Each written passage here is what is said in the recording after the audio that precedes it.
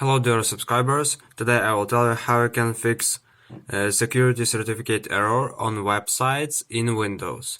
So also you can see this problem when your data and clock here is not correct. So just click on it, right click on it and choose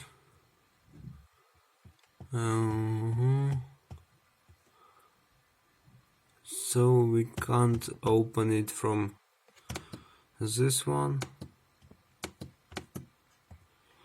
So we also can go to our search tab and just write in search tab date and time settings. So just open it.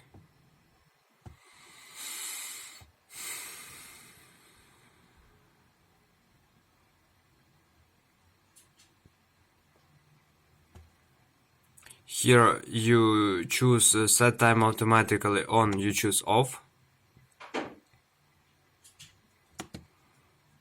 And just here, after you do it, you can also change, because you see that if it's on, here on set time automatically, you can't change date and time. And after you do it, just you can click change, and you can also write your time manually.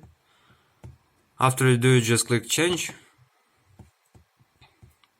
and also you can restart your computer or try it without restarting it. I hope that it will help you and everything will work. So thanks for watching, have a nice day, subscribe to my channel, click like, and goodbye.